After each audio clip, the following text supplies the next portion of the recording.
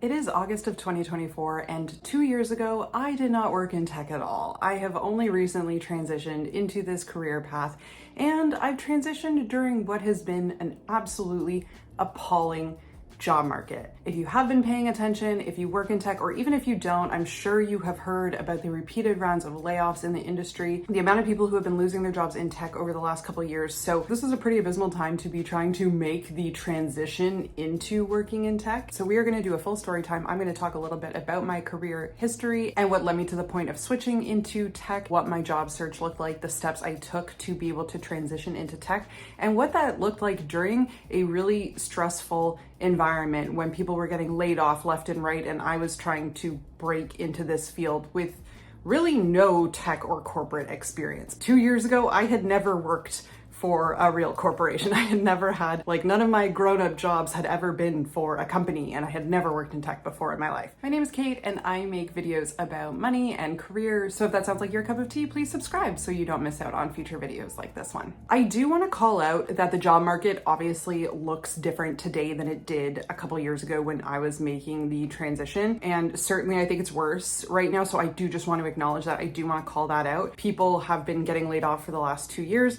So now there is a super saturation of people in the field who have been laid off for 6 months or a year and a half who are job searching to no avail. And so I just want to name that this climate is so tough. That being said, even though I do think the job market is worse now than it was a couple years ago, it still was not great. And I will run through the stats and everything. But basically, by the time I started looking for a job in the fall of 2022, the layoffs had already kicked off. We saw that Amazon did a big round in October of 2022. Meta did a big round in November of 2022. Salesforce did a big round in September of 2022. Uber did a big round in September 2022. And these companies were not alone. They were not isolated. I think there were a bunch of other companies who announced rounds or at the very least hiring freezes. And then things really kicked off in Q1 of 2023. And you saw that all the huge corporations really were doing rounds. Amazon did another round, Google, Spotify, Microsoft, they all did rounds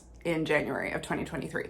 So that was right around the time I was breaking into the field. And so even though I do think it is worse now, and I do want to acknowledge that, it certainly was not good when I made the switch about 1.5 to 2 years ago. Okay, so let's go through the full story time now. Like I said, I have been working in tech for a little less than 2 years. Today, I work as a UX researcher for a tech company. I made the transition into tech in fall 2022.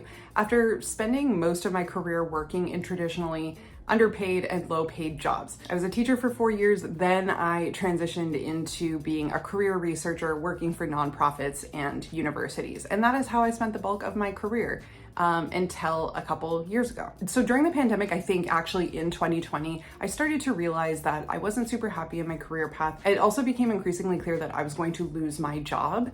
And so I was feeling that vulnerability, and part of that just made me want to get out of the career entirely and do something different. So I started to explore careers in tech. Now this is kind of funny because at first, I don't know, I wasn't part of that world at all. So I had no idea even what jobs were. I think in 2020, my Google searches were literally what do tech workers do? What are jobs at companies? Because if you're not in that world, you don't know about jobs in QA and data science, or at least I didn't. All of this was totally foreign to me. I had no idea. I had never worked in corporate America. And so it was just super intimidating. I didn't know any of the language, and I didn't even know what jobs to look up to apply for. So I spent a lot of 2020 just trying to do some digging, doing some online research, talking to friends. I did have a few friends working at tech companies, so they were kind enough to sort of point me in the right direction, because in an ideal world, I would leverage my existing skill set in some way and my existing education. I did have a master's degree, and so I did want to utilize that if at all possible. And I had spent a lot of my career working as a researcher. So I was if I can go into market research or something like that would be ideal. Now, eventually towards the end of 2020, I finally stumble on UX. And again, I don't think I'd ever heard of UX before. I had no idea that this was a job, that this was a career path. But not only did I learn that UX designers were a thing, but I learned that UX researchers were a thing. And that's when it clicked. And I was aha, I think this is the thing that's like the right match and the thing that I've been looking for. Of course, it was the pandemic. It was a wild time. I was living in New York City at the time. It was early 2021 when I actually started to more seriously look at jobs in UX and just see what was out there. And I have to say, I started finding and applying for jobs in UX, and absolutely nothing happened. I heard back from nowhere. I applied to dozens of jobs, dozens of companies, and got absolutely nowhere. I got a couple of the automated rejections from a handful of companies. The rest just didn't hear from them at all. And this was just a preliminary step in my job search. I was more sussing it out to see if I would get a reaction. And I definitely did not. It was crickets. Yeah, nothing was happening. Now, of course, I think I had a couple things working against me. I was a Canadian living and working in the US on an H-1B visa, and a lot of employers don't want to or are unable to sponsor you. So I was definitely fighting that uphill battle. Every time I submitted a job application, I had to check that box being like, are you legally authorized to work in the US? I had to check the box just being like, no, I am not legally authorized to work here on my own without sponsorship. So yeah, so that really worked against me. I think my resume probably just went in the trash a lot. But also I was a brand new UX tech baby. I had no corporate experience. I had no UX experience on my resume. I did have research experience, but I didn't have any product experience. So yeah, I think I had a couple things working against me. Being Canadian, no experience, those two strikes working against me. So suffice it to say, my job hunt in early 2021 went absolutely nowhere. Now, this is also getting scary because I'm about to lose my H-1B visa to the US, and as a result, have to flee the country if I can't get a new job that is willing to sponsor me. So long story short, I end up taking a new job, again, in academia, working for a university in New York City. So I wasn't able to make the career pivot, but I was able to stay in New York for a while longer, and that was the priority to me at the time. Now, of course, time is passing. 2021 is ticking away. I'm working in my new job, and I am just not happy. And it's nothing personal against the job I was in. My bosses were really cool. The work I was doing was interesting. I had a personal stake in the work. I was actually really invested in the cause. It was just not what I wanted to be doing anymore. And I had known that for some time, that I was ready to make this career pivot. So as I'm continuing to work in my new job, I'm okay, what is the play? What do I do next? How do I actually enact this? I tried applying to UX jobs. It went nowhere. So what now? And I did what everyone does. I signed up for a boot camp. Yeah, I signed up for a boot camp. I started that in January of 2022. And again, of course, I just want to flag that the climate was very different as I was initially looking into UX and looking into tech.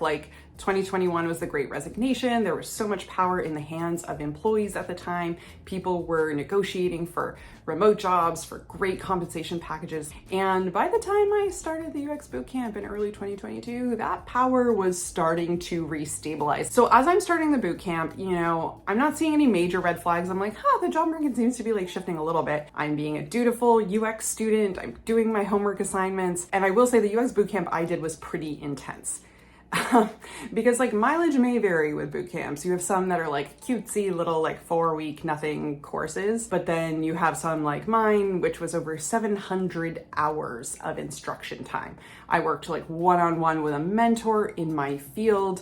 It was really intensive. I was working 40 to 50 hours a week at my full-time job for most of it. And then I was also doing probably 20 to 25 hours a week on the boot camp. That's how intensive it was. But I didn't want it to take me 3 years to finish the boot camp. So I was I have to spend a huge chunk of my time on this course. So I was just working all the time. Anyway, so 2022 is rolling along. I'm still working full time. I'm working in academia. I'm doing the boot camp, and time is passing. Now, eventually I decide to leave my academic job. This happened for a bunch of personal and professional reasons, but I decide I'm going to quit my job and just focus for a few months on trying to finish the boot camp as fast as I can. Let's just put all my time and energy into doing the boot camp so I can finish it that much faster. And that way my next job can be in UX. Like, I didn't want to have to get another research job or an academic job to like tide me over again. So I'm doing the bootcamp full time in the summer of 2022 and trying to just like get through it. But at the time, I'm also trying to pack up my life in New York City. I'm trying to do an international move back to Canada. A lot going on in my personal life. So it was just like a lot to manage. And I did get through a bunch of the bootcamp, but like I did not finish it.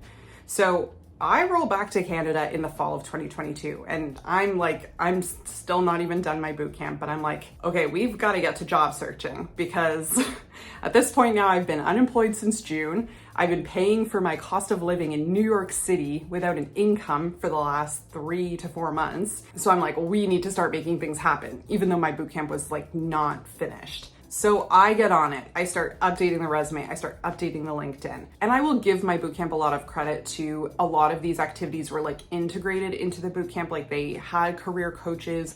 They had people sort of like rip apart our LinkedIn profiles, our resumes, give us feedback on cover letters. Like, so we had a lot of that already incorporated into our education. But by September, I was realizing like, oh my gosh, you've been unemployed for a while. This job market is like getting trickier by the second, because of course now it's September 2022 and I'm like, oh, I'm looking around and the layoffs have started. And I'm like, uh-oh. And I remember this even as we were going through, as me and my peers were going through the boot camp throughout 2022, like I remember us just like sussing out the environment, and we were all just like, oh no, like we're so screwed. Like we're not gonna find something, just because like the layoffs had kicked off. We were hearing more and more feedback from people about just like how hard it was to get jobs, especially if you're entry level for like new grads or bootcamp grads. Like it's always pretty hard. It's pretty known that UX is like a pretty difficult career path to break into. It's one of those careers where you do really well when you're in the sweet spot of like 3 to 5 years of experience, but as a brand new person, getting that first job is like pretty tough.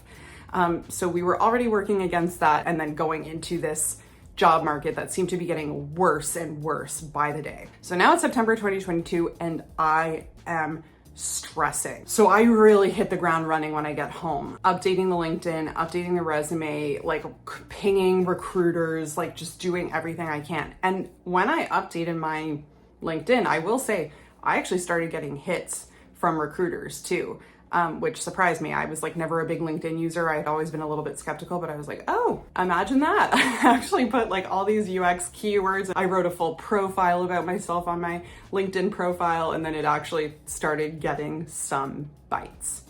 And one of the people who reached out to me was a recruiter that was recruiting for a temporary contract UX researcher role. So we go through the initial phone call. It goes really great. You know, the 15-minute just kind of like screener. Guess I passed that. They just want to make sure you're not like super bonkers and that you can answer a few questions kind of normally. And then I went on to have 2 more interviews with sort of like who would be the team lead of my team of UX researchers. This was like for a super big like multinational like corporation, like tens of thousands of employees. I interviewed with my team lead and then like our bigger product director. They were both so wonderful. Like I loved everyone I interviewed with.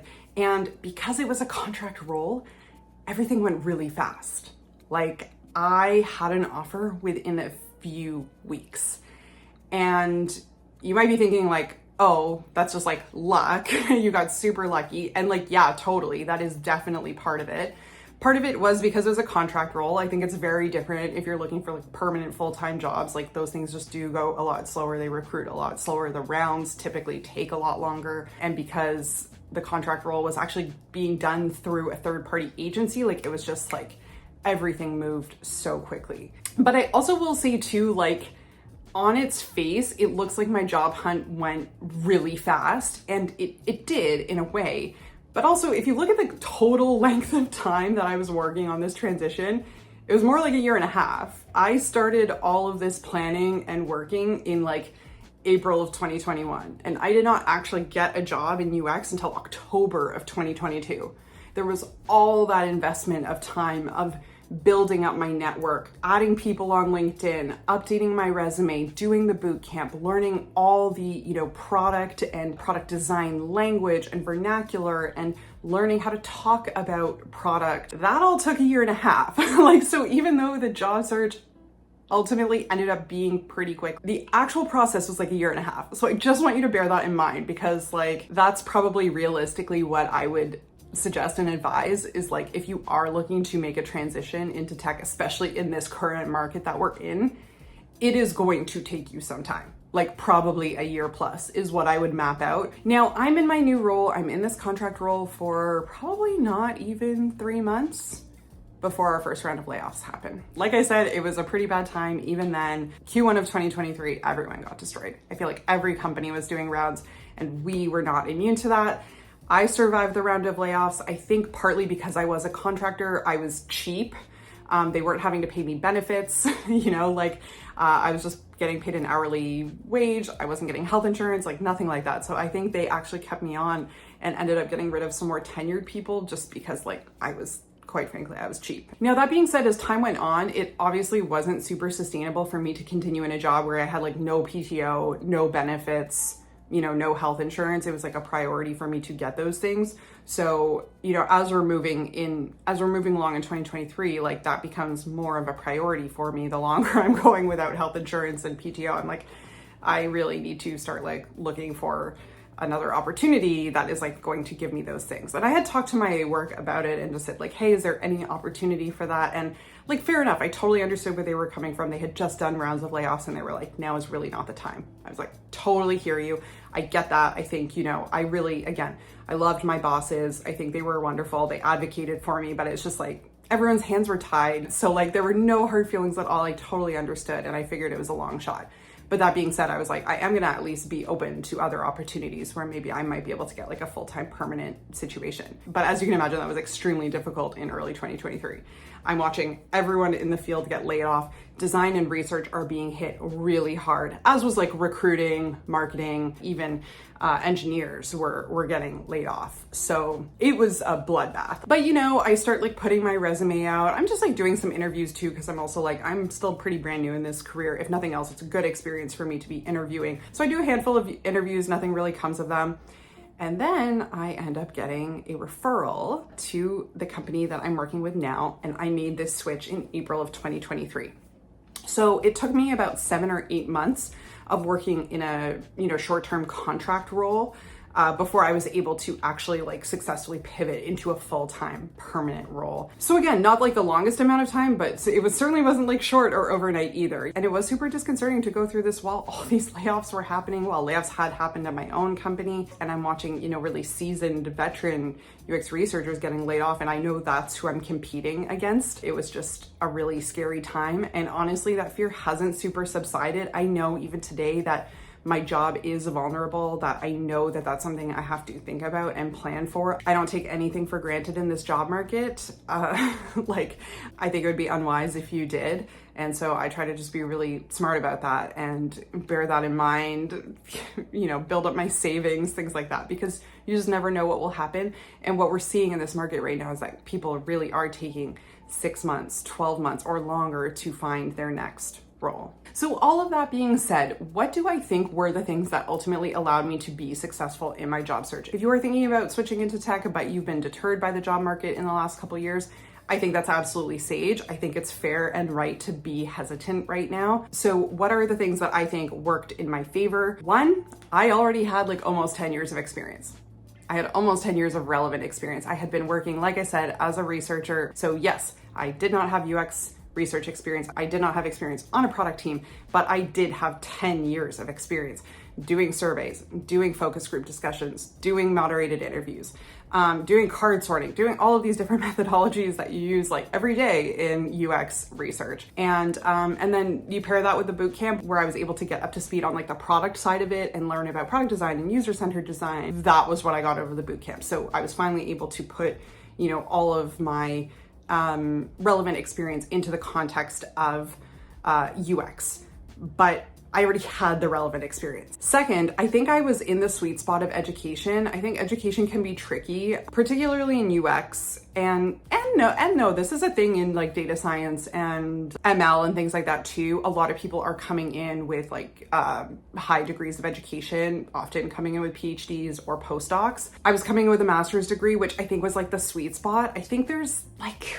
I don't know, there's so much misinformation back and forth People feel very strongly about like PhDs and like whether or not to hire them and like whether or not to include them on your resume. I don't know. I just know that like, I think a master's is like a good in between, because it's like, okay, yes, I went to grad school, I took all these courses and like research design and qualitative and quantitative methodology, but I'm gonna be cheaper than someone with a PhD. And so like, I think I just happened to hit the sweet spot of like, that was a good space to be in education wise. So I certainly didn't plan it that way. I think I just kind of got lucky that that ended up like working in my favor. And during easier job markets, like I don't think it matters as much. I don't think educational credentials matter as much. I think if you have a bachelor's, if you have a PhD, like you'll probably find something. Number 3, leverage your other existing experience. Even the stuff that's not directly relevant. Like obviously my research experience was directly relevant to my role, but I also think a big part of why I got the jobs in UX that I did is because I had years on my resume of being a project